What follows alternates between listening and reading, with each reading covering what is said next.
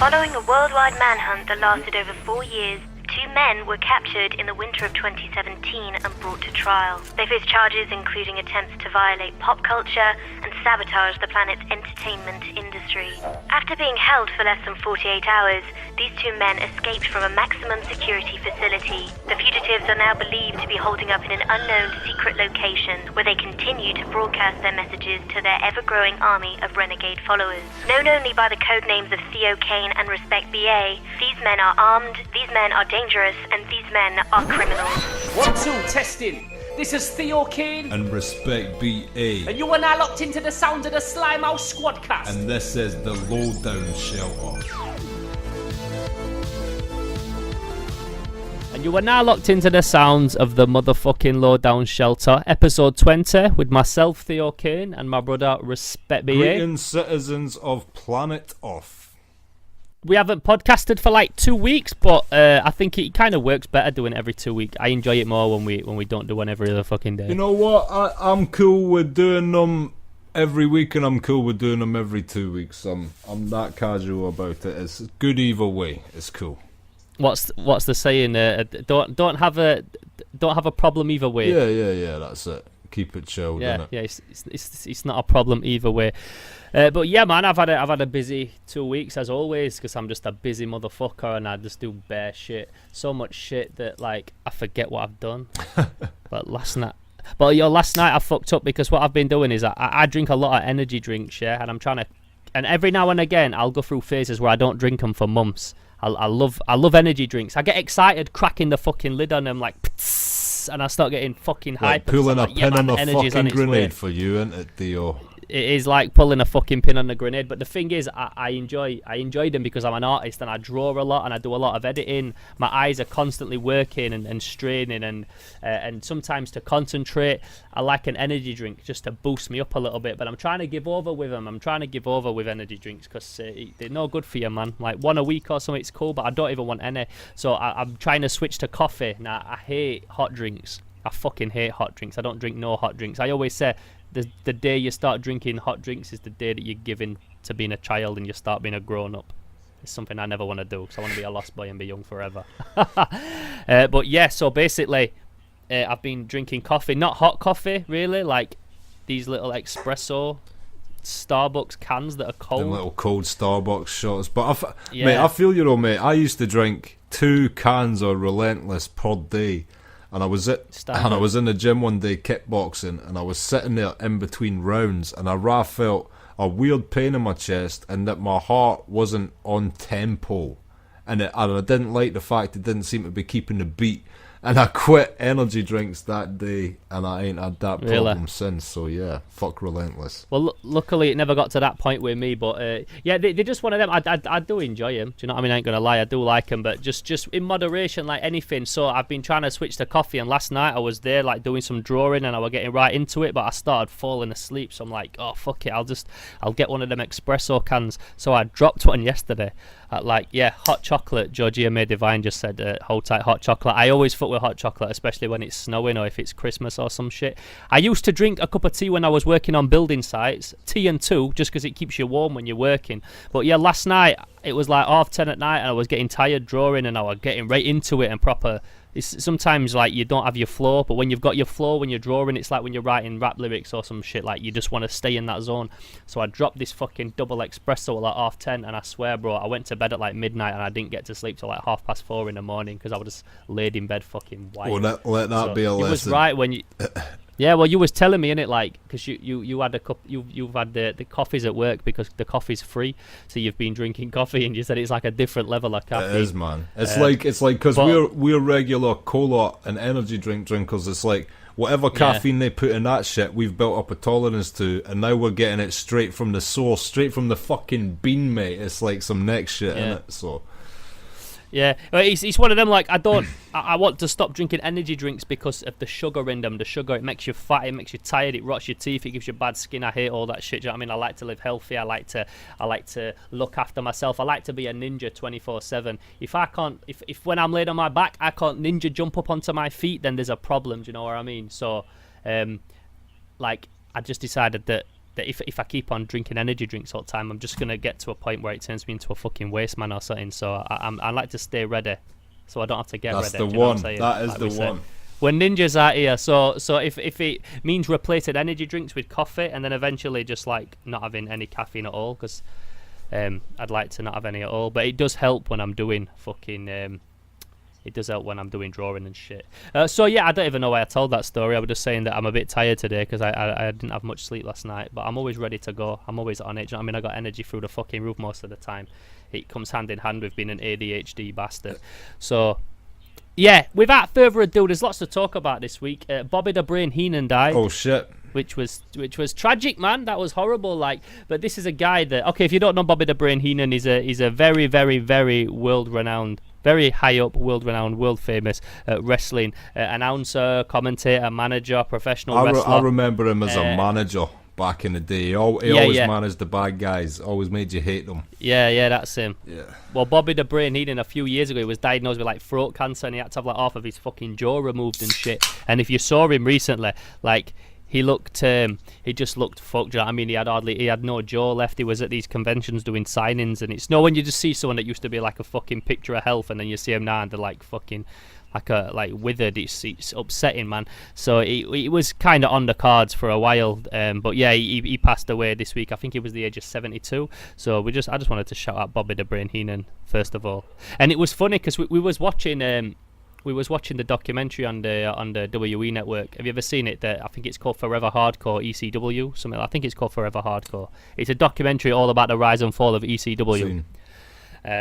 Well, me and Razor were watching it, and shout outs to that fucking federation, man. They were ghetto as fuck ECW. They were like no other federation. They were fucking It's like raw, a mixture you know what I of mean? Dirty Sanchez and pro wrestling almost. Very, very stunt orientated. Yeah, not quite CZW death matches.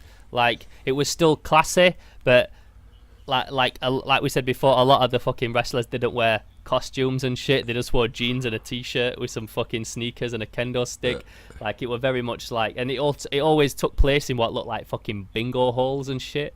It were very like raw. They said that like the lighting in there, like they said, we haven't got expensive lighting, so we just won't have flashy lighting. We'll just have it lit fully normal. We won't have mood lighting and shit like that, and fancy entrances. So yeah, it was just cool to watch that, and we were just talking about wrestlers that had passed away or whatever, and then we're talking about Bobby the Brain Heenan, and then like 2 days later, Razor will text me and he's like, Bobby the Brain Heenan's just died. So yeah, man, just wanted to shout out the fucking brain. Rest in peace to Bobby Heenan. Yeah, rest in peace, Bobby Heenan, man. It's always a shame. Oh, the dog's barking. Have we got an intruder in the Lowdown Shelter? Hold tight, Tesla. Respek BA's dog. Yo, my neighbour's lucky she's female, otherwise she was going to catch a pile driver. In the memory of Bobby Heenan and shit. Yeah, do you know what I mean? I thought it was Tesla. Was Tesla barking at her? No, that ain't my dog. That's her dog. My dog's too smart. Oh, right. Barky dogs are generally like sort of like, you know, low intelligence dogs. My dog's a fucking genius ninja, mate. So yeah. My man's dog's on point. It's like Shadow Dancer with the fucking exactly wolf. Like that, you know. Like Snake Eyes and Timberwolf. That's it, mate. So yeah. Yeah, Jeremy Thieker just said, good age for a wrestler. Ric Flair now got to be the oldest wrestler alive. I'm not sure if he's the oldest wrestler alive, but he's the oldest wrestler. Shout out man like Dave. That's still there doing it. Shout out man like Dave as well in the YouTube chat. I ain't even gone in there yet. What's the question saying? What's he saying? Tell everybody to jump in this YouTube chat. It's looking a bit dead this week. Is this what happens when we take a few weeks off? No, I've got the questions are popping on the Facebook, bro. People are there. So if you wanted to ask the questions again, get into the YouTube. The link's at the top of my comments. I've pinned it to the top so you can get your questions in and shit. So yeah, last week I read Ready Player One, and I fucking loved it. I'll tell you why I read Ready Player One later on in the podcast, but yeah, so I want to talk about reading Ready Player One. But just a little bit of a Unit 11 update, and that segues us into why I was reading Ready Player One. So yeah, as many people know, if I've banged on about it a fucking bazillion times, but we've got a movie coming out called Unit 11. It's took 6 years to make, another fucking year or so now to like just in pure post production, which is fucking so hard, man. But yeah, we're cracking through that, and just a little bit of an update on it. Tragically, Cal has smashed his fucking laptop. He dropped it with a lot of the songs on that we've been making. Now, that's not like it's done forever. It just means that a lot of the tracks that we made, we can no longer go in and edit the ones that we'd already started. We have to use the final ones. And sometimes I'll be editing and I'll be like, oh, Cal, can you just stretch this song a bit or chop it in? So I'm just going to have to do that manually. It's manually now. It's not too much of a problem.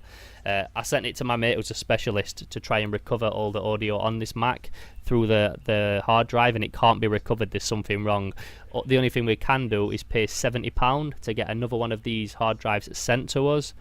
And that might work. We had to take a chance on it, but it's a chance I was willing to take, obviously, because it's very important. Of course, man. So I'm waiting to hear back what can happen with the audio. So I just wanted to give people a bit of an update on that, because people's always asking me.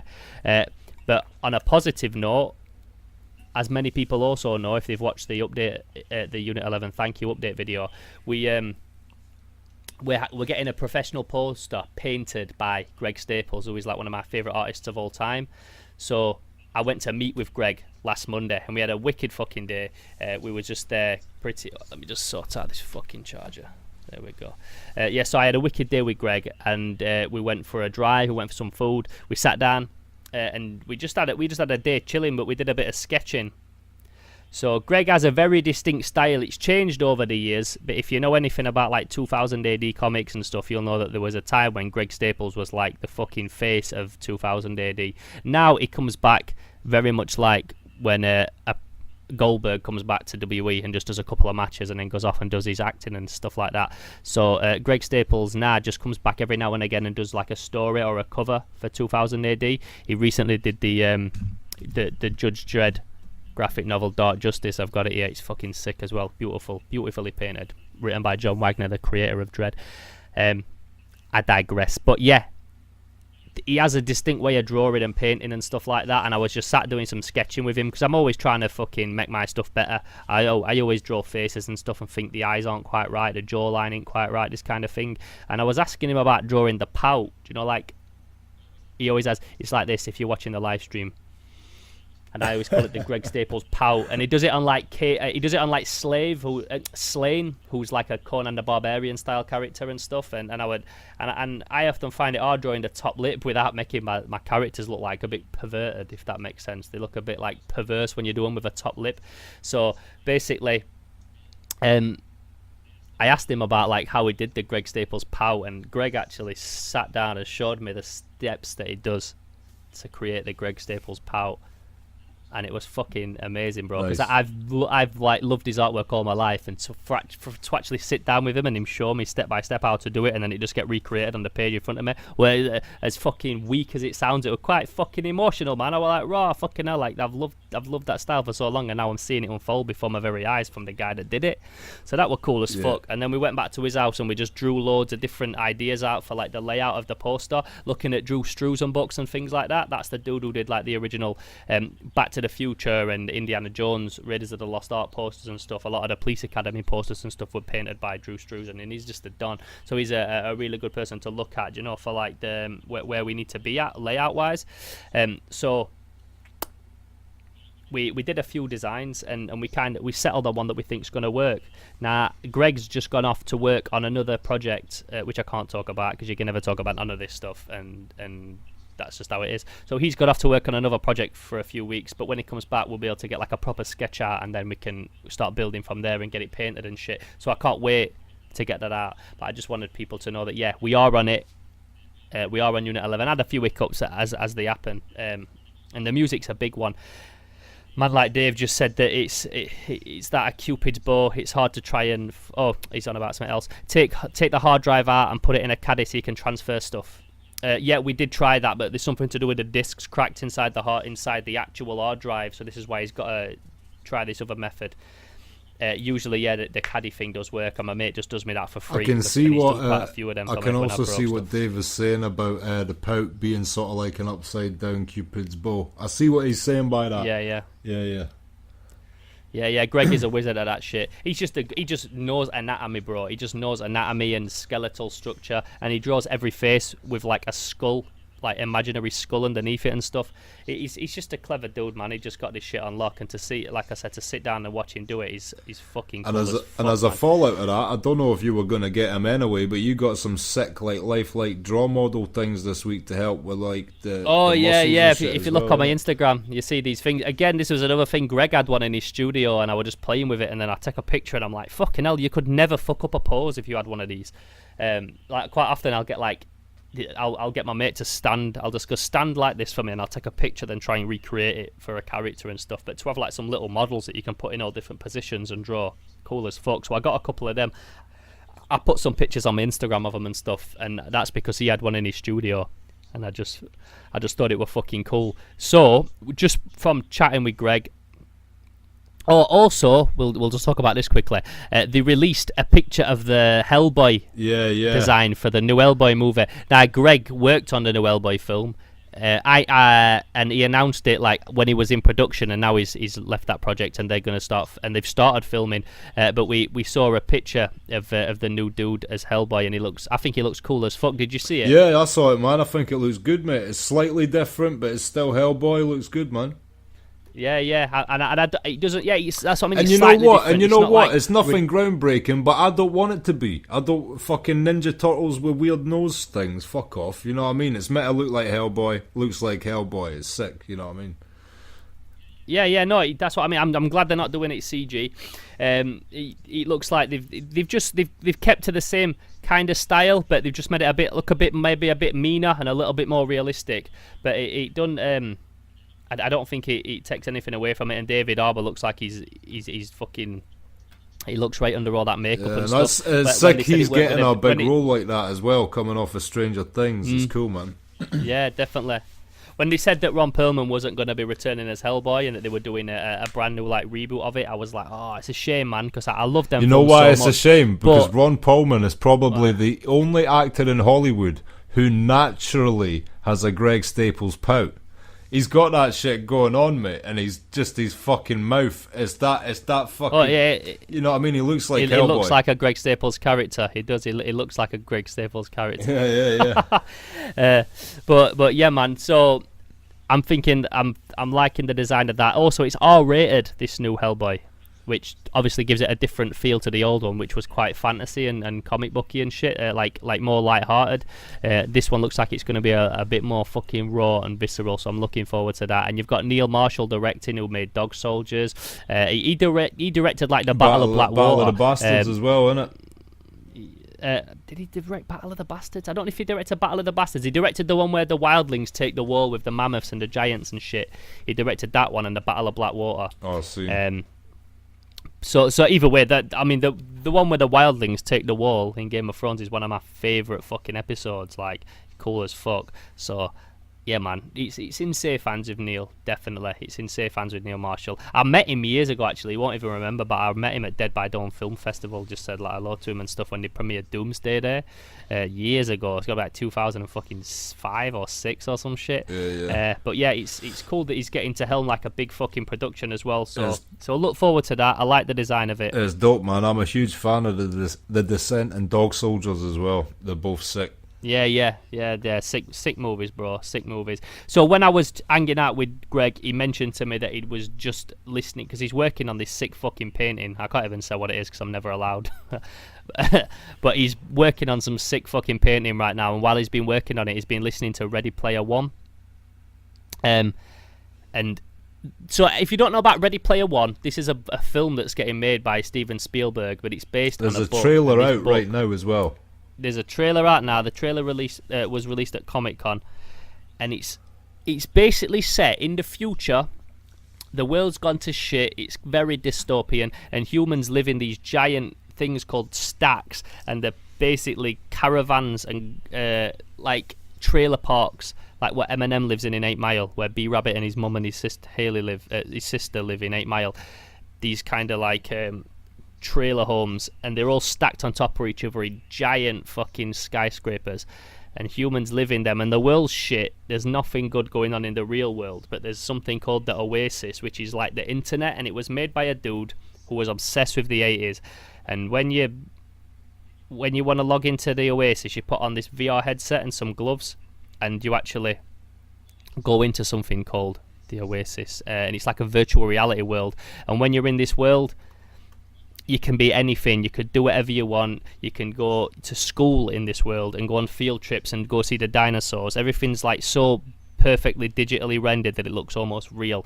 You can have your avatar look like whatever you like. You can wear whatever armor you like. You can be a human. You can be an elf. You could be a fucking Klingon. You could be a predator. You could be anything, a robot, a centaur, anything what you want to create. It's like, imagine like The Sims and Habbo Hotel and Facebook and social media combined with every game or movie that ever existed, created by a guy that was obsessed with the 80s.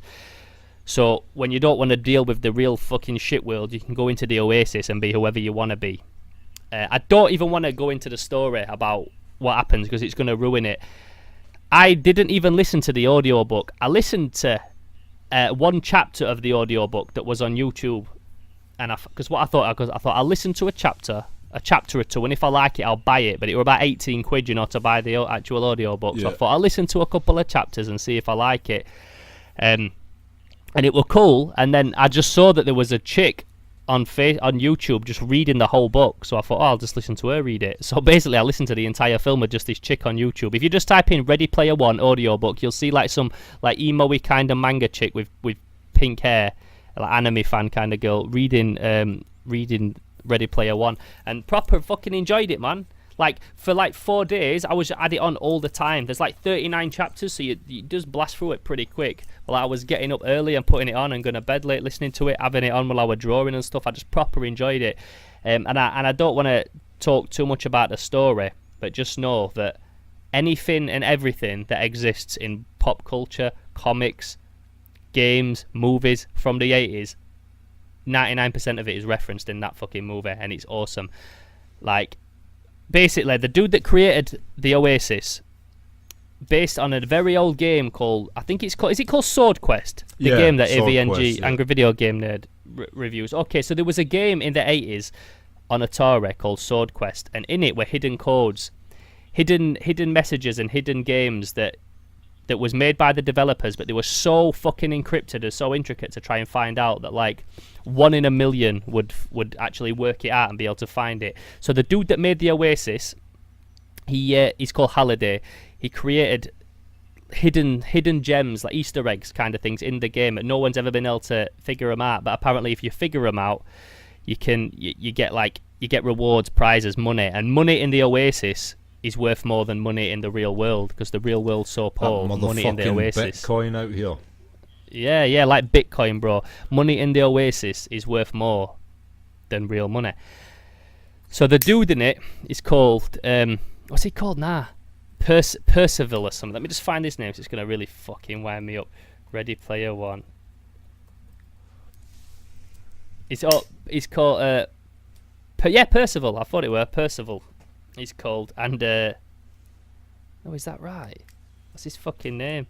Oh, Parzival, after Percival, but they call him Parzival. So he basically spends years and years trying to figure out what this code is, and one day he cracks it, and he ends up breaking into this like mad level that no one's ever been to before, and he has to do some set challenges.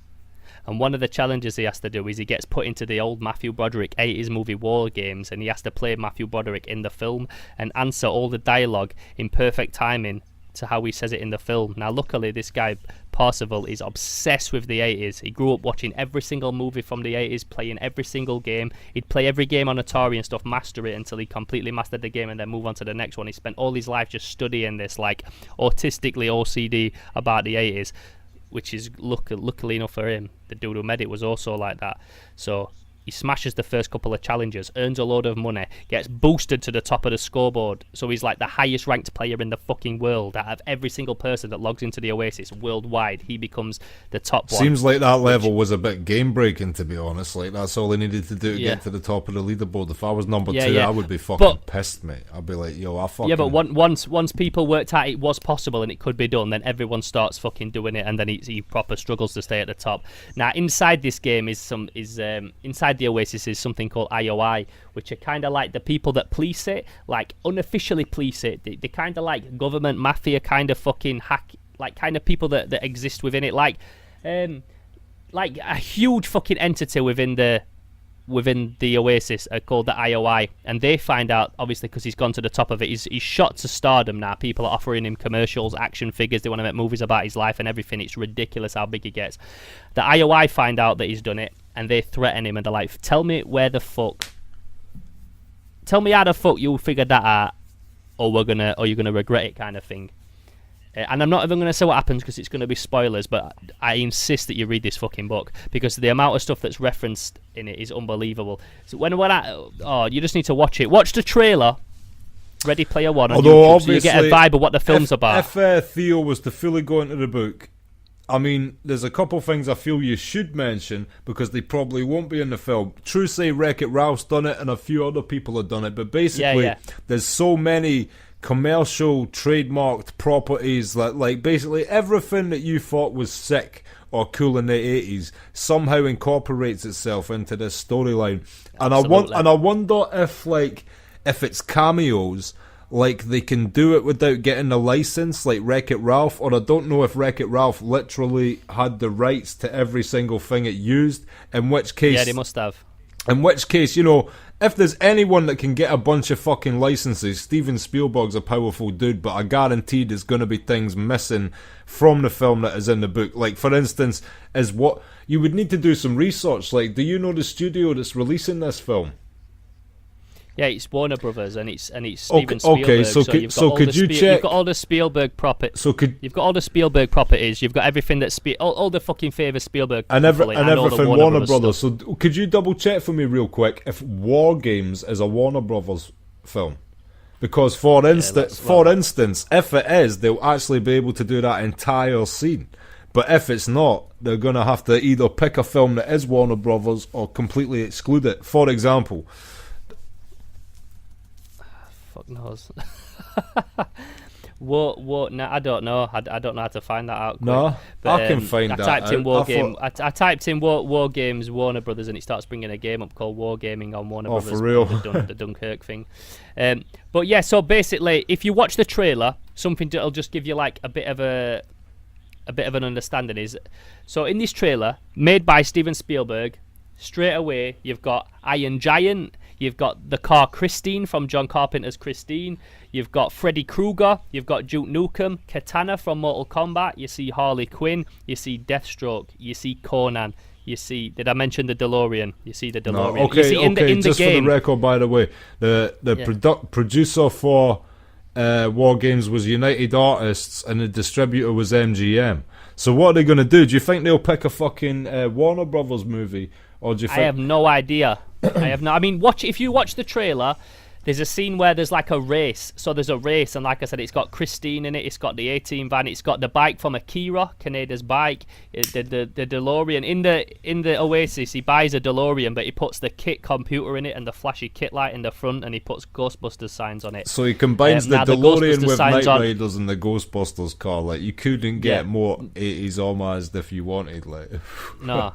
Well, in the trailer, you see he's got the DeLorean with the kit lights, but he hasn't got the fucking Ghostbusters on the side. So they're going to be just like set licenses that they've got. But there's no race in the book, but there's a race in the trailer. So they've already changed stuff.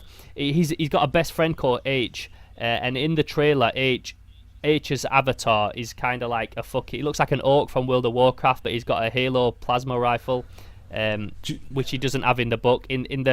He's like a good-looking white guy in the book, but in the film it's like a kind of fucking orc. So they've changed stuff up. You see, in the book, Percival in real life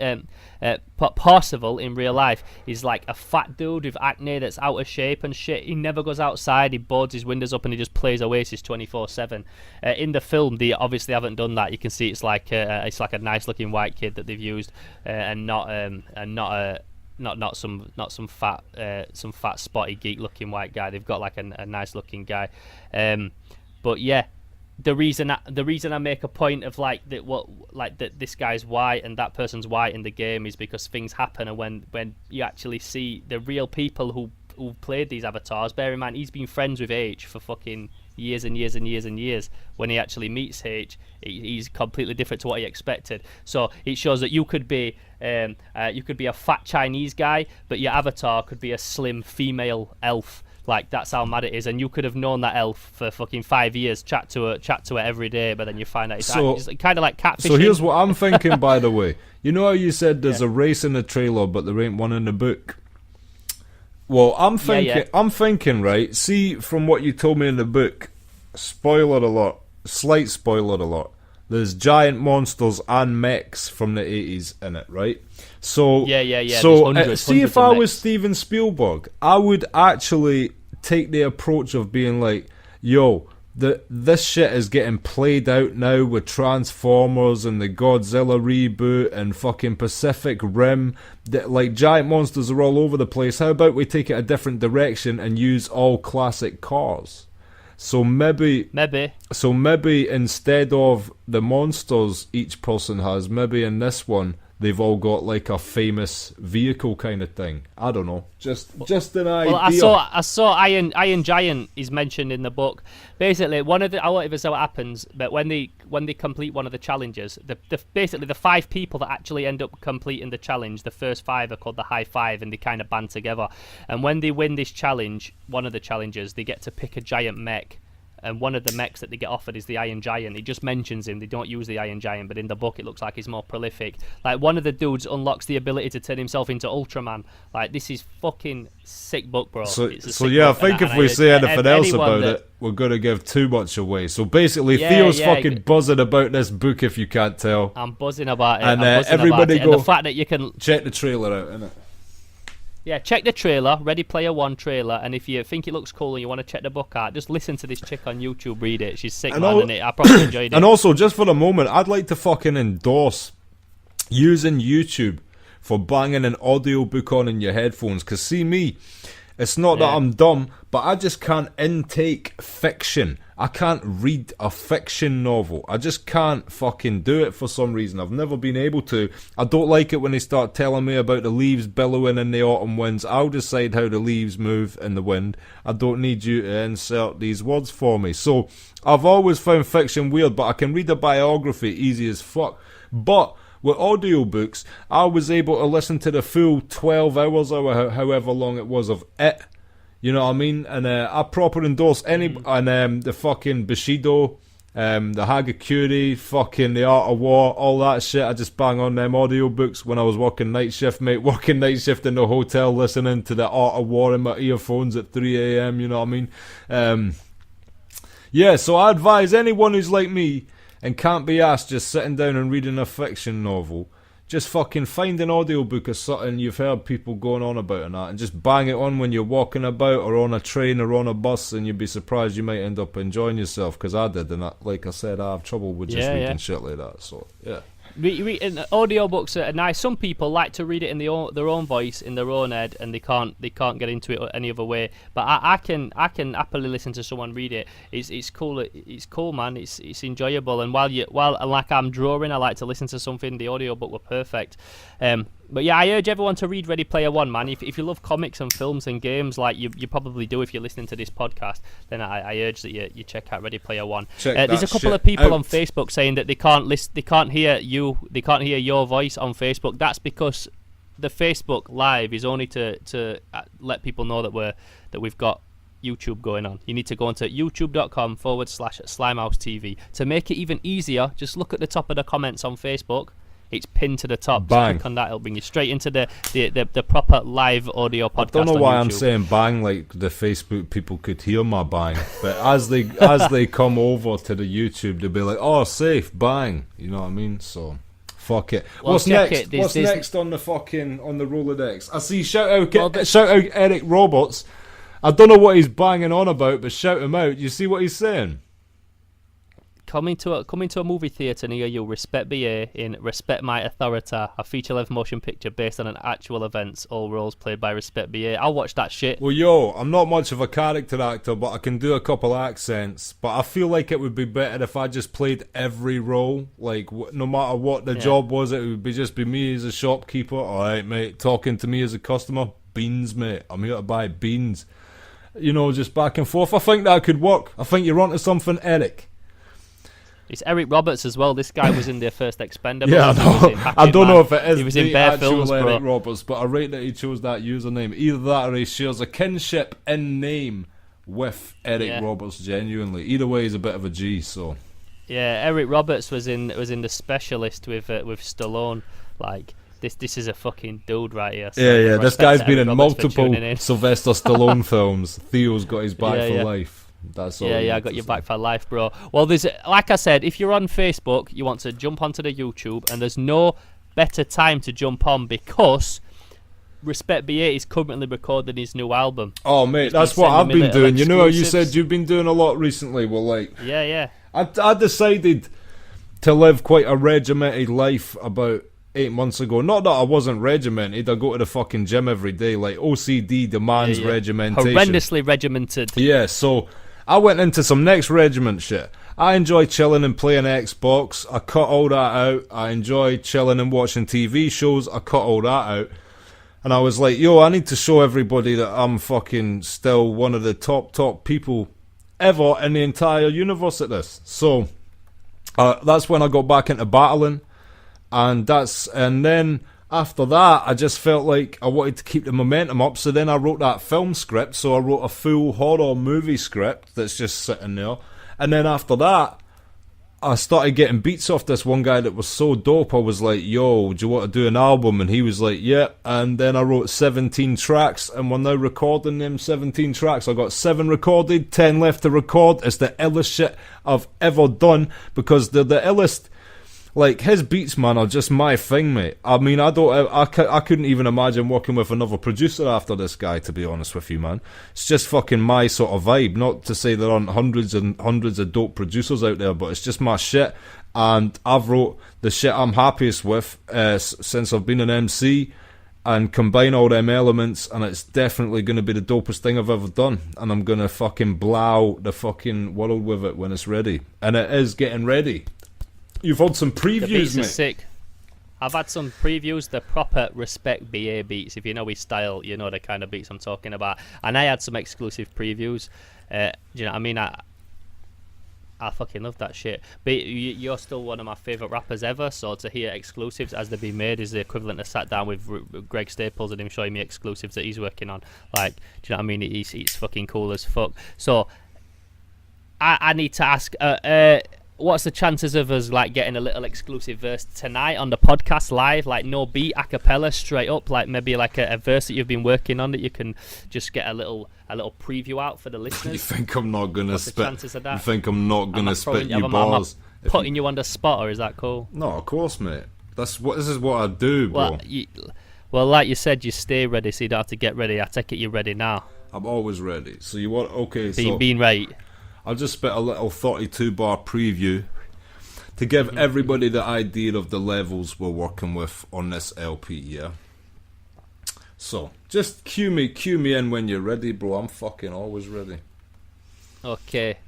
So without further ado, exclusively, for the first time getting heard by anyone, one of Respek BA's verses off his new album, yet to be named, yet to be titled, still unveiled what label it's going to be on or anything, but it is going to be on a cool label.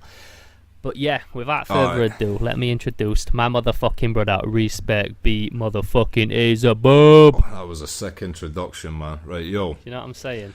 Yo, the wait's over. Now the true king has come back. I run laps around my competition in a grudge match. My performance is applauded with gun claps. The god, I'll make you take a xenomorph bloodbath. Body bag every don't flop event. Flip my ballet song backwards and stab you with the hollow end. When you watch me drop, you wanna follow trend. So I'ma have to break your nose to throw you off the scent. Off the head I stay troublesome. Right 90-second rounds, but my freestyles tend to double them. And now I've got an alibi, you have to die, and I hope your afterlife's just as dead as your current one. Swinging both fists if I'm fighting you, snap you in half and light you up like a glow stick. Oh shit, I'll take you outside your comfort zone, then kill your family so you don't feel homesick. You still can't be yourself, so you follow in my footsteps till you realise they lead to hell. I came back like an activated sleeper cell. I breathe in the scarecrow's gas and see myself. A clear warning, you've been cautioned. cautioned. I make free runners look like they're free walking.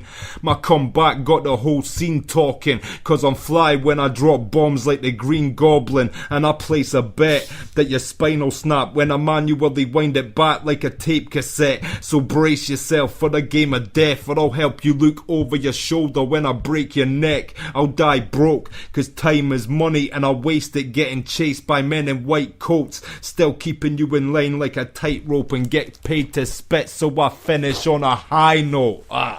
There you go. Easy peasy. Can do it all night. Don't want to keep fucking... Sick.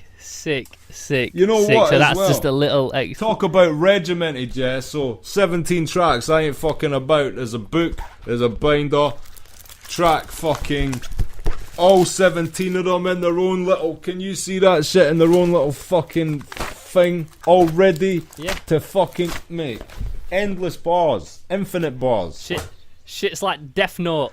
You what? You just write shit in there and people die. It's like Death Note. Yeah, man. It's like the Necronomicon right That's now. what I'm saying, and I'm thinking after I record this the never-ending story. After I record this album, I'm gonna auction this thing off just with all 17 tracks handwritten, and each one is actually fucking signed and dated as well. See that? You get the Respek BA and the date, all the bars. Might auction this off to one fucking person when it's all dropped. That's cool as well. as fuck. Yeah, That's man. cool as fuck, bro. I reckon I'll be going in with the fucking first page as well. Yeah, mate. So there you go, man. Sick, that's a little preview. Yeah, man. I can't wait. Like I said, you've got his Respek BA's got an album coming out. He's going to be dropping it on a cool little label and stuff. We'll talk a little bit more about that closer to the time. But yeah, so something we could both talk about now. We went to see it.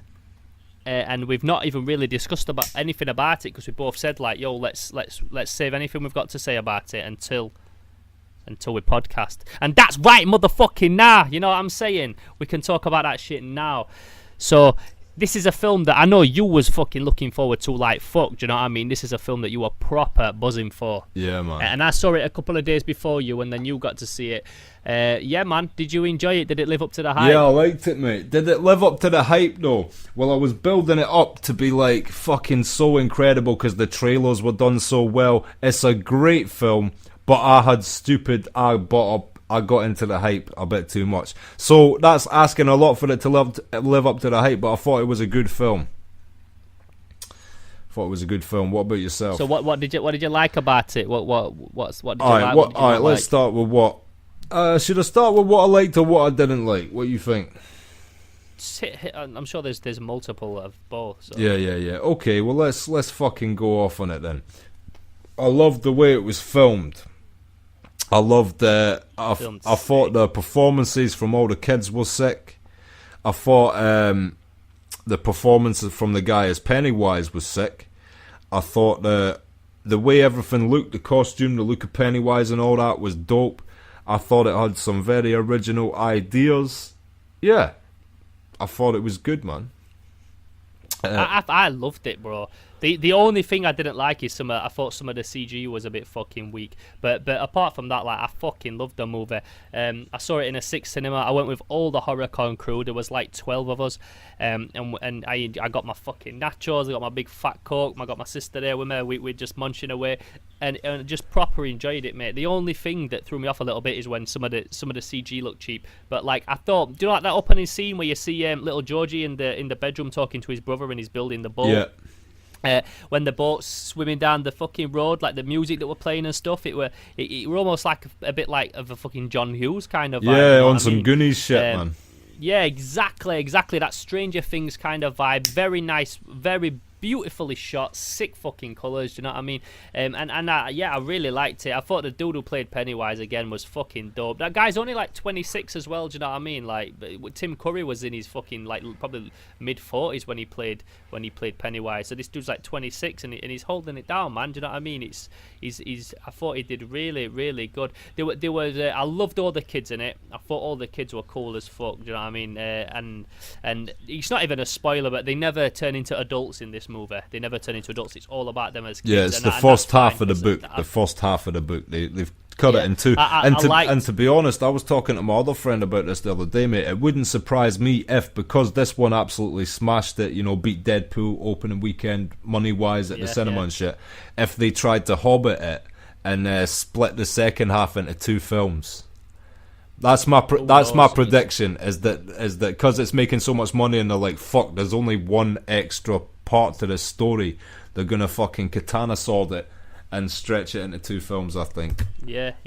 Well, let's just notify everybody now that we're gonna give away the spoilers.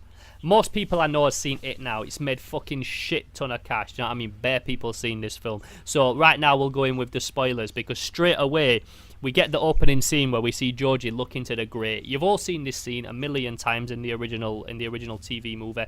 We all knew it was going to be in the film. Yeah. But we didn't know it was going to play out like that.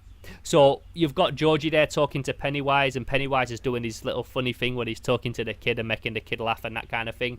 Now in the old one, he just pulls him into the fucking grate. No, he still talks with the kid for a bit. Yeah, but then he just pulls him into the grate. He don't know what he does into it. The differences start. Basically, the first one cuts when Pennywise shows his sharp teeth and lunges for the kid, and then it cuts away. Yeah. And this one, it shows the preceding moments after it. But I'll be honest, mate. Well, it's not really a spoiler because it's the opening scene, so fuck it. But I'll be honest though, man. I loved like so much of it, and then one thing I didn't like at the end. Do you know what thing it's gonna be? What, the end of the film? No, that scene. Oh, what? I don't know. Right, because I really liked how it showed that he straight up takes Georgie's arm off, and I also rip the kid's arm clean. Yeah, I think all the cinema went. But the one thing for some reason I didn't like is the extendable arm.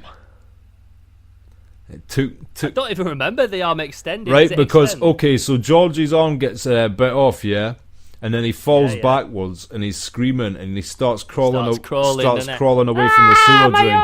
And then you see Pennywise's arm come out, but then its CG extends up to his ankle and yanks him in. And just that bit of CG, I was like, oh man, because it would have been. And one other thing stopped that from being like a completely flawless scene, but this is a tiny gripe. But this is something they chose to do, right? So basically, if you don't know in the book, Pennywise is a cosmic entity that represents consumption and destruction that comes from the multiverse outside of this universe, and he's made of 100% deadlight. That's what he's made of. So in this film, there's a few points where they try and represent the deadlights, and one way they do it is when he's in complete darkness, his eyes glow, but it's done with CG, and it doesn't look real because the glow's not emanating off any surface. It's just like glowing in the dark, if you know what I mean. But it's not like shining like a torch would. I noticed the eyes had been rotoscoped and like they'd made them brighter, but I just thought it was just a stylistic. Yeah. I know. I know they did it on purpose and shit. But yeah, it's just, I don't know, man. Maybe I'm just getting picky about CG, but it fucking just looked a bit off to me, if that makes sense. Just looked slight. I don't like CG. I'd rather see a big stretchy puppet arm. That's what I'm saying. Like, see Nightmare on Elm Street 1 with Freddy's alleyway arms. You could do a 2017 version of that. Have some sick fucking. Yeah, animatronic hand, that would be perfect. But. Yeah, when you see Pennywise's mouth like latch onto the kid, like that was a bit CG and shit. You know what I mean? It's the only gripe I've got with the entire film is that some of the CG was a bit poor. However, I'm sure that in the next film, the CG won't be as poor. Like, but horror films don't get the fucking budgets that like action movies and shit. It doesn't get the budget that Avengers gets. It's not going to get that. But now it's made so much fucking money. Like, they're going to go in with the sequel. What did you think of the scenes? What did you think? Okay, so how are we going to do this? Because basically every scene technically has spoilers. Do you know what I'm saying? because I'm not going to go through every film, every fucking but I'm saying, like, there's certain scenes I want to point to, but almost every scene I want to point to has some kind of spoiler, obviously. I like the way Pennywise is the character. Obviously, sometimes it's slightly CG, but basically he sort of contorts himself physically in certain scenes in weird, inhuman ways. Yeah, I love the scene where you see the dude who's going to drop off meat at the meat factory, and all the fucking door starts shaking with smoke, with all the burnt hands, and then it opens and you see it like swinging from his neck behind like a plastic sheet, like as if he was one of the animals that were hung upside down and shit like that. Well, I remember that being quite a fucked up image. One thing I did. Oh, sorry, mate. On you go. I was just going to say, like, at no point are you watching this film and it's ever boring or anything like that. Every single scene is sick. There's not a boring scene in it. They're all sick. Well, that's even if it's just the kids talking shit to each other. Right, that's a plus and a criticism from me. Because one thing that felt weird with this film is it didn't have the pacing of a typical film. Because it seemed like, aside from maybe 3 scenes, almost every scene ends with an appearance from Pennywise or an appearance from something which is being done by Pennywise. Like, almost every scene starts off as a normal scene and then slowly gets weird, and then Pennywise or something Pennywise has done happens. And I noticed it in almost every single scene. I was like, I swear this is like every scene this is happening in. But maybe I'll need to rewatch it to reassess that. But yeah, something felt weird about the way it was paced as well. Yeah, you're not wrong. You're not wrong. Pretty much every single scene ended with Pennywise doing something fucked up. But because you enjoy watching Pennywise, it was fine. It didn't take anything away from like, oh, this again, like anything. I never noticed that. When you've mentioned it's the first time that's ever even. Did you notice I still don't think it's a bad thing. Did you notice the TVs and the radios? And what do you mean? I don't think See, so. I only noticed this partially through the film, but see, when you watch it again, all the televisions in the background in every scene and radios must be being controlled by Pennywise, because it's all like, come down to the sewers and play. It's great down here. Come and have a swim. Really? Like, yeah, you can hear it in the background, and it's obviously like Pennywise fucking with the town, doing things subtly and shit. Sick. Yeah, it's clever, yeah, but that's cool. But my favourite thing is in the original It, like when another, because obviously, if you've read the book, you know that it is like the luring character of this creature. But when it's trying to terrify things, it appears as that person's biggest fear, basically, to make them the most scared possible, because it prefers to eat its victims when they're scared because it tastes better. So, in the first It, whenever a different creature appeared, you never really got the feeling that like Pennywise was there. It was almost like he'd made that creature appear, sort of thing. Like you knew it was Pennywise, but you just assumed that like he was making a visual trick, like a fucking on a person or something. But in this film, it gets it very perfect that he's actually a shape-shifting being taking the forms of their biggest fear. And one of my favourite parts that illustrated this, right, basically one of the boys, he keeps getting creeped out by this painting of an old lady playing a flute. And there's a part in the sewer where it appears to this boy as the old lady playing a flute, and then the rest of the painting, and then the rest of the kids see it, and it retreats round the corner and then pops back out as Pennywise, the communal character. And it was a very smart little thing just to show you it's definitely a shape-shifting thing. Yeah. Just to keep people knowing that it is all definitely Pennywise that's doing this shit. Yeah. So they make it very clear that everything that appears is still it, not Pennywise. Pennywise is another thing it appears as. But it's it taking these forms, so it makes it very clear. And in the original It TV series or TV movie or whatever you want to call it, they didn't make that clear. It was more like Pennywise was fucking with what people were seeing or something. What I also liked is that, I said this to my sister like within like 10-15 minutes of the film was so enjoyable to watch, and obviously I love I love out to do with 80s. I love 80s shit. The film was very enjoyable just to watch as an 80s movie, and I was saying that like even if it weren't in this movie, it'd still be sick. It just had that wicked fucking 80s vibe, like with all the 80s bullies and stuff like that.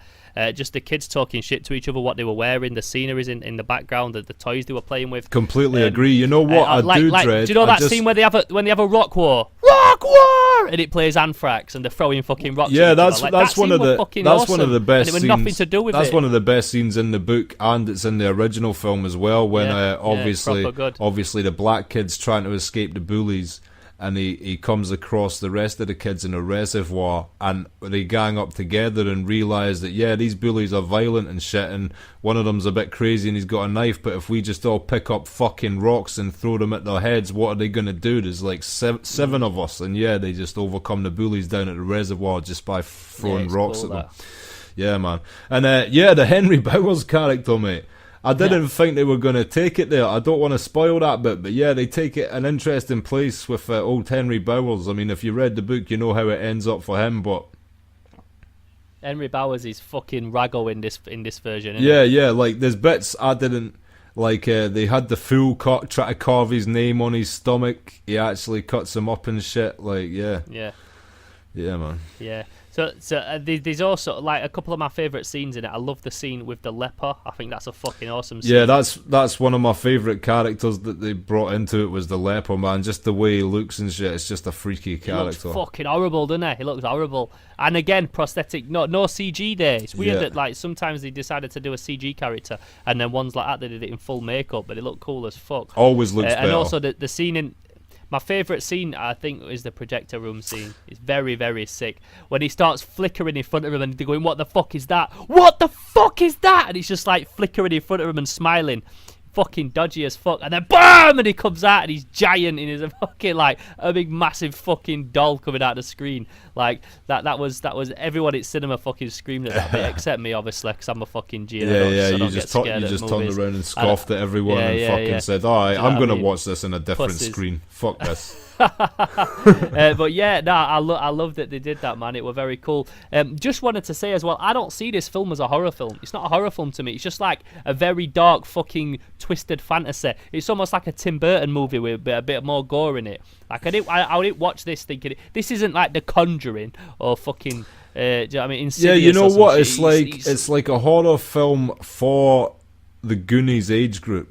So it's not overly gory or nothing like that, but it's still clearly trying to be scary. I mean, I guarantee you that fucking age range who are going to be watching this, you know, like when we snuck about watching horror movies, like the 8 to 13 to 14-year-old age range, I bet they're all bricking it after watching it. I mean, what you've got to think with this is, let's say, people get scared at the original, and I always thought the original was laughable. I know it's got a huge following and people love it, but I never watched that even as a kid and was ever 1% fucking scared. Yeah. I mean, some people are, what's it called, chlorophobic, where they're scared of clowns in general. You know what? I think clowns are quite cool, so I never used to watch it as a scary film, but people were scared of it based on, I don't know, the atmosphere, the look of the clown or whatever. This new one does rely a lot on like jump scares and stuff to scare you. Well, I don't know if you know why it's the jump scares, I don't know if you know why Stephen King invented the character in the first place. Do you know?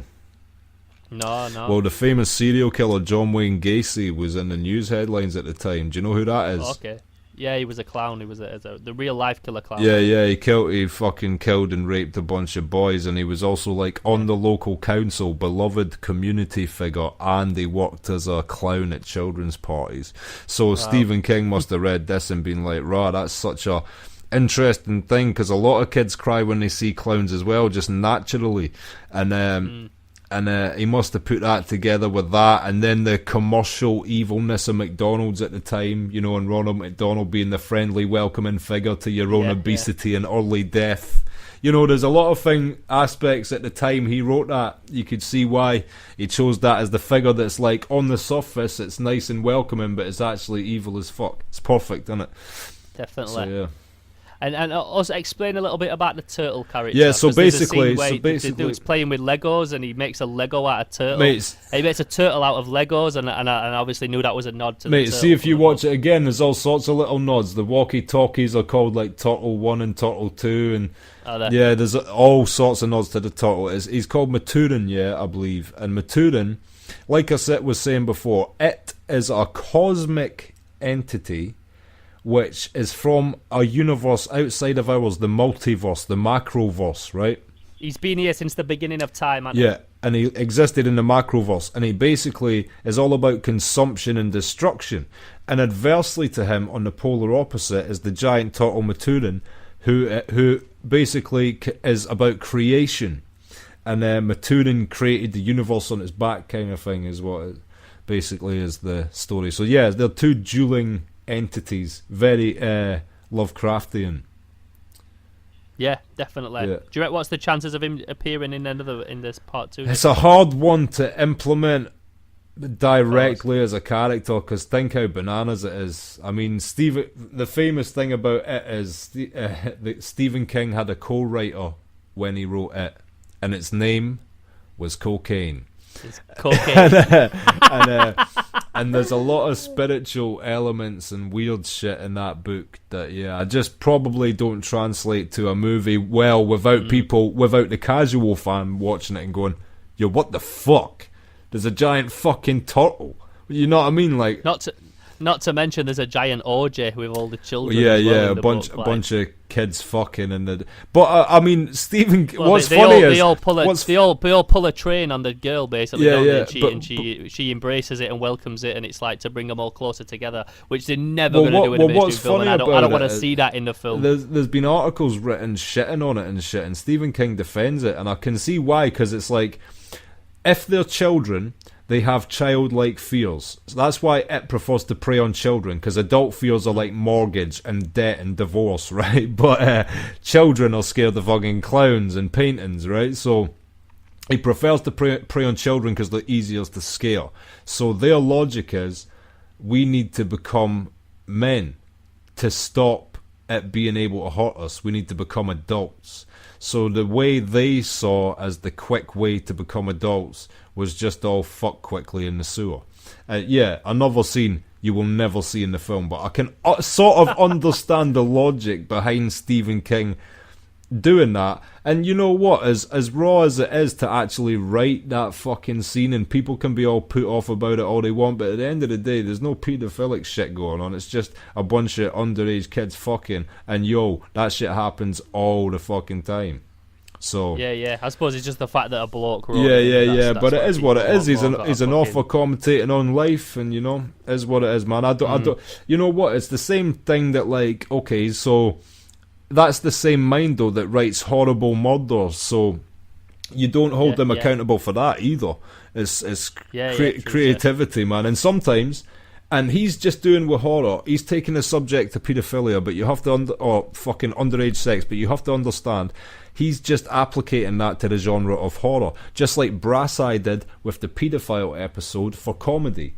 For example, you can take extreme subjects and applicate it to your art and not be held accountable like you're actually out there noncing kids. I don't think Stephen King's a fucking nonce. I don't think he said nonce for 1 second. I just think he obviously wrote some fucked up shit that people, unless you've got a very open mind to understand why that's in it, are just gonna fire on it regardless. Of course. It's just it's just an easy target for an SJW to get a BuzzFeed article out there. You know what I mean?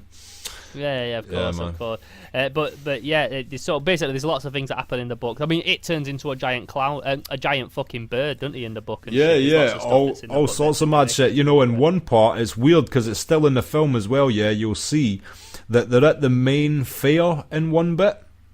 Yeah. And in the background, there's a giant cowboy. It's like a 40-foot statue. It's a famous statue in that area.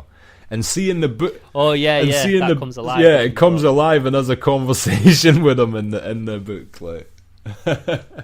So I mean, you can see why stuff won't translate well to a movie, and trying to keep it grounded in some sort of reality. And also we do have a letdown, but it's my fucking fault.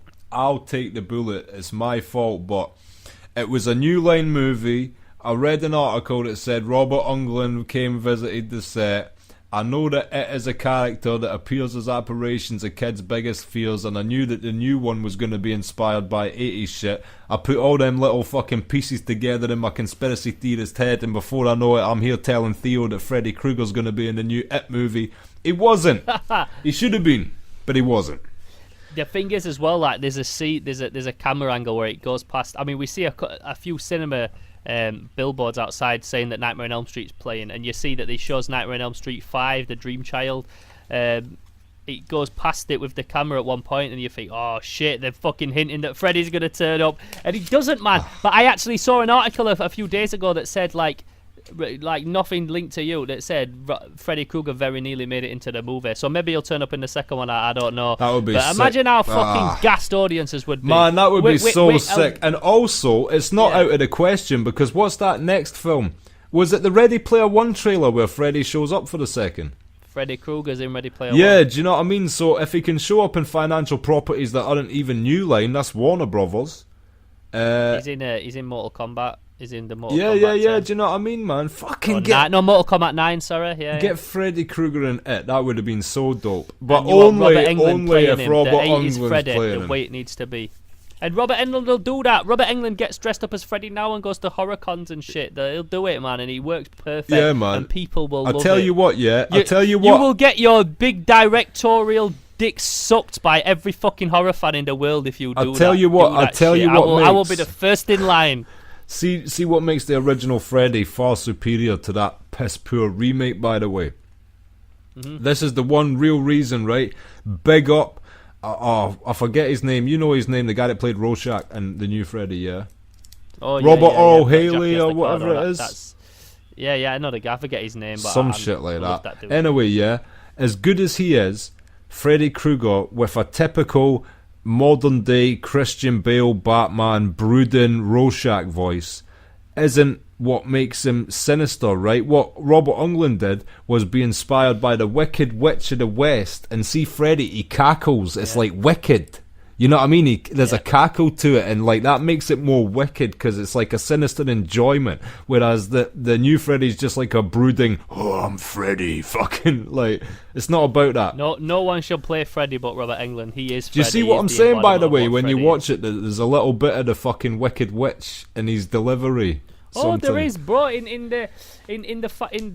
Freddy 6. He's on the broom. On a fucking broomstick. I'll get you, my pretty, and Freddy's your little dead. soul, Joe. You know what? Everyone hates Freddy's Dead, and I don't know why, but I rate it. Maybe it's because it's so shit. But there's something creepy about when they arrive back in Elm Street and everyone's weird and Tom Arnold's there, and you're like, what a fucking weird ass cameo, and like. There's just something weird. I need to watch it back. I watched it for a long time. But even I've got the VHS with the 3D glasses, and even as a kid, I used to watch that and laugh. Even when I was, and the first one used to shit me up when I was a little kid. When she's getting ripped up the fucking bedroom and shit by an invisible fucking force, like horrible to watch as a kid. But as an adult, sorry, as a kid watching Freddy's Dead, I would never. But all these things eventually became parodies of themselves, which is why the slasher films died out for a bit until Scream bought it back in 1995. There was a period where like they were dead for time. But I know it gets hated on, and I know it is like at this point a parody, and it's no longer as brutal or as fucking sinister as A Nightmare on Elm Street 1 was. But let's not forget, Nightmare on Elm Street 2 is so gay. It's hella gay. It was written by a gay guy. It's all about a gay guy being in the closet. There's a gym teacher in S&M gear. No, it's true. I watched the Nightmare on Elm Street series documentary, and the second one was written by a gay guy. It's about a guy being in the closet, which is why in the film he's like, there's something trapped inside of me and all that. And there's a gym teacher getting fucking whipped on his arse in the shower. That film is so gay. So Freddy 6 is definitely better than that. But you know, I like Freddy too. I don't mind if it's a bit gay. There's nothing wrong with being. No. That's what I mean. There's nothing wrong with being gay, man. I completely respect that. But it's that sort of fucking gay. Like gay people aren't gay. You know, it's gay when it's like guys try to act like chicks gay. You know what I mean? Like.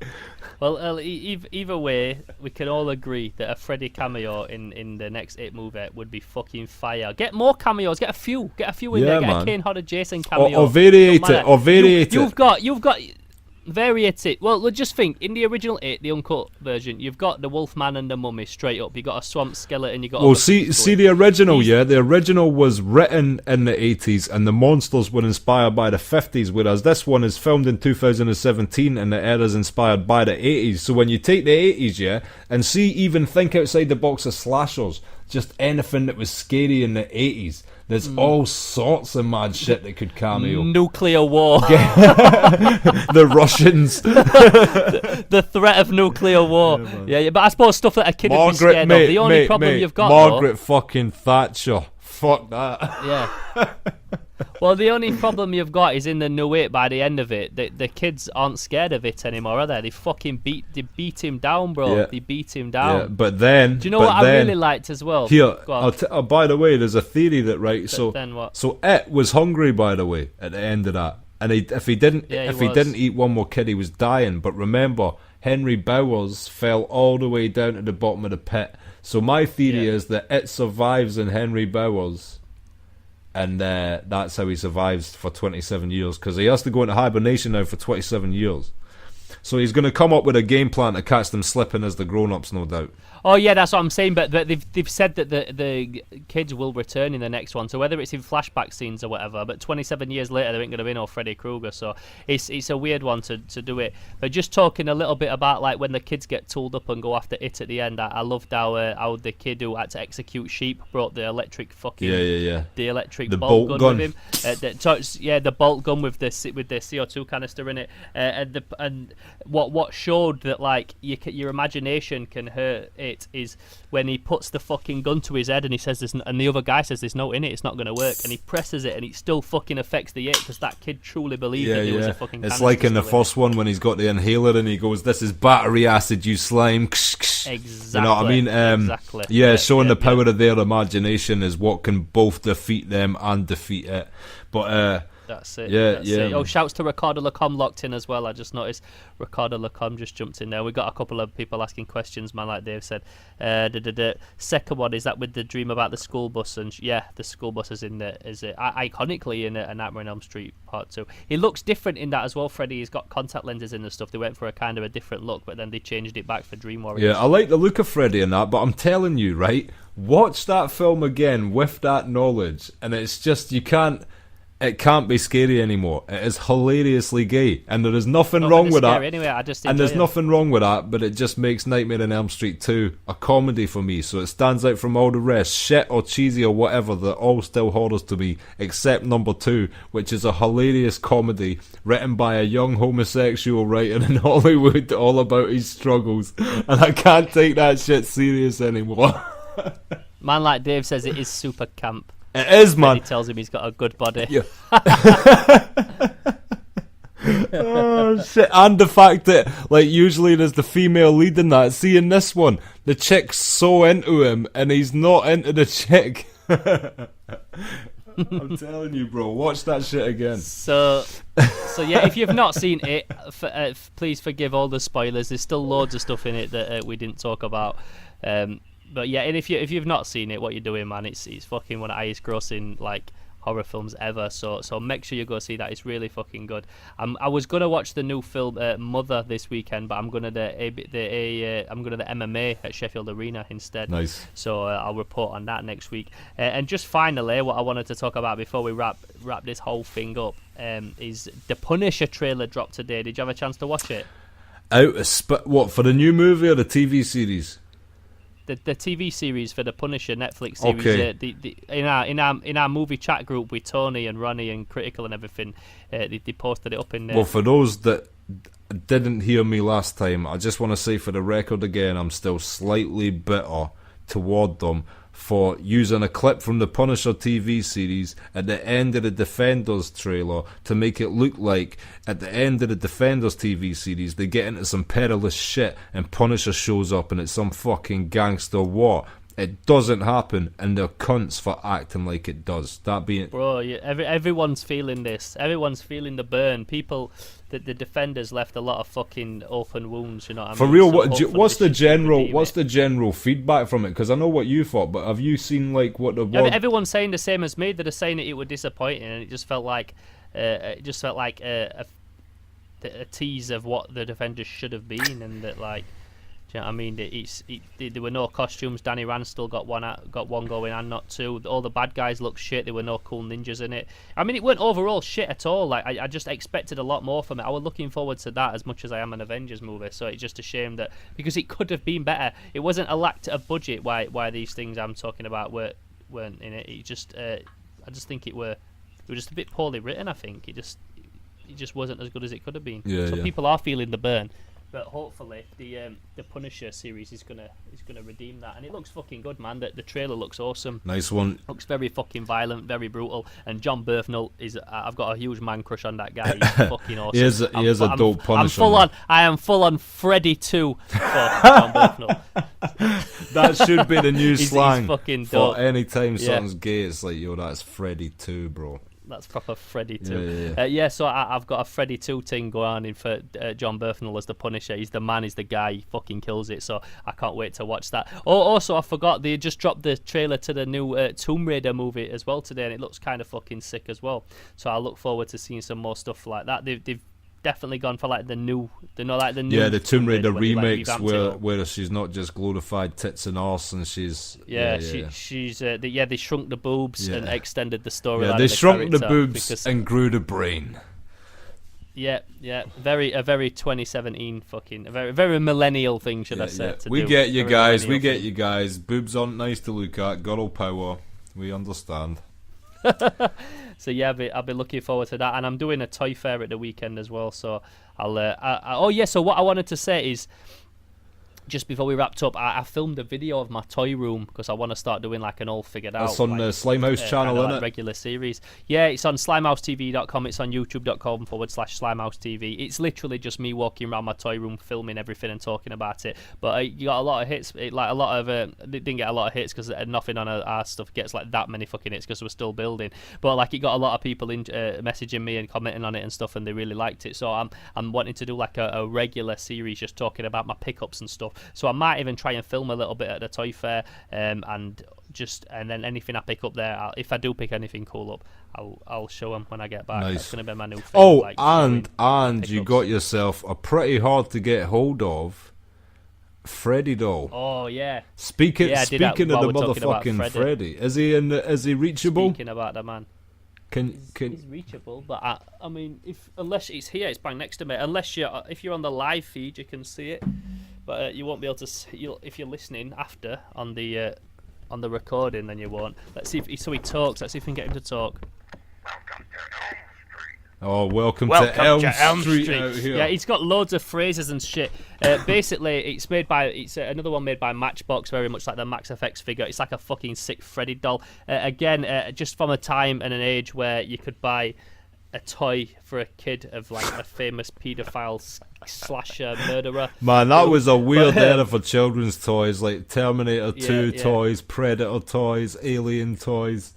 Yeah. I mean, we did a whole segment in Slimehouse TV episode 1 talking about the Kenner, Alien, and Predator and Freddy toys and stuff. If you go back and look at episode 1 of Slimehouse, also on this YouTube channel and on slimehousetv.com, you can see that. But yeah, it's a cool fucking toy, and I've been after it for a while, man. You'll notice it has a pull string in its back, and with old toys from the 70s and 80s and stuff, the pull strings, something happens to them where you pull them and this is what they sound like. They talk quick, so you have to pull the cord slow. Like that. You kind of have to pull the string slow for it to be comprehensible what it says. And I learnt that from my dad collects Action Man, 60s, 70s and 80s Action Man, and the Talking Commander often came and it was it talked quick, so you have to pull its cord slow. But yeah, man, it was cool that I picked that up. Shouts to Booms, who was at a shop in Birmingham and randomly saw that. So yeah, I'm gonna start talking about like my pickups and stuff because I pick up lots of stuff. I have a mad turnaround of shit that I buy and sell and stuff that I keep. As you can see, if you're on the live stream, my toy room's behind me here with all the fucking stuff that I've got. So if you watch the video on Slimehouse, you can see stuff on there. I know I said that was the final thing I wanted to talk about, but the very final thing I want to do is just shout out my sister Tavarna. Boom. My sister's also a filmmaker. She's very much like me. We're two peas in a pod in many ways. She loves horror. She loves 70s and 80s Jello, thriller, slasher, all that kind of shit. And she made a movie. I filmed it for her and edited it. She wrote it and produced it. Our friend Tasmin Leona, she acted in it. Roxanne McConnell, who does the intro to the Lowdown Shelter. she narrated it, so it's very much a group effort of the people that we work with regularly. Tasmin is the girl that I review a lot of the films, all the films with in the first season of Slimehouse when it played on TV.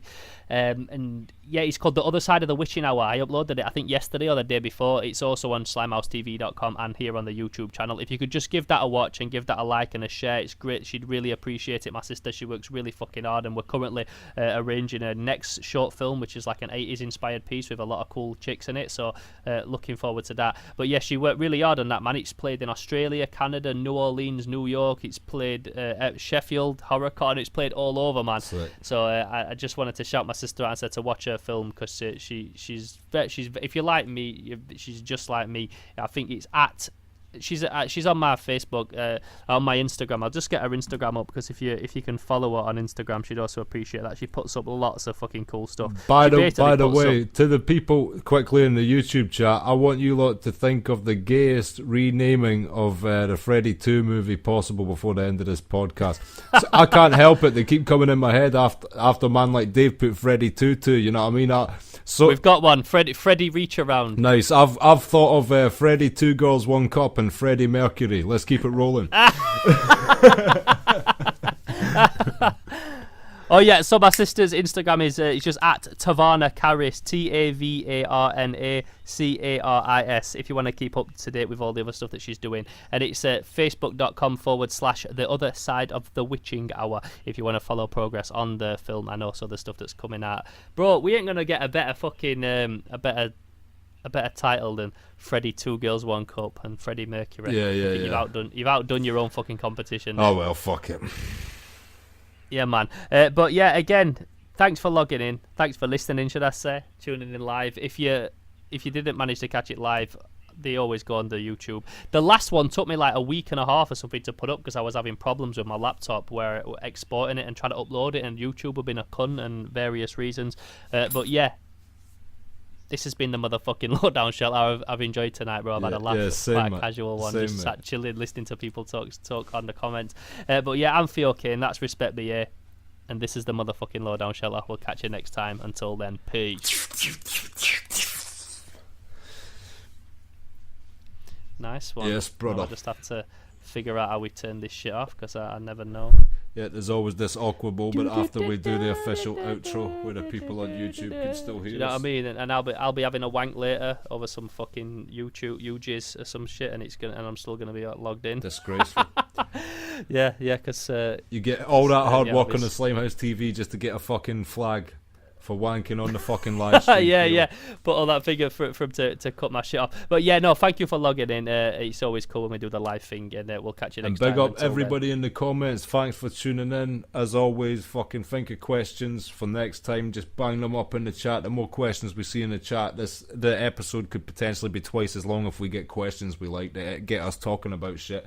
So yeah, always think about shit when you jump in the chat as well. I would apologize for taking a couple weeks off. I think this is maybe a 3-week delay we had, so we'll try and be a little bit quicker with the next one as well, innit? Yeah, man, it's just life getting in the way and just doing shit. Man. And then also, we've been working like, hard though. We got excuses. Yeah, and the more fucking the more breaks, the more like time we leave it, the more cool shit comes out that we can talk about. That's it. Quality, not quantity, brother. But yeah, thanks for logging in.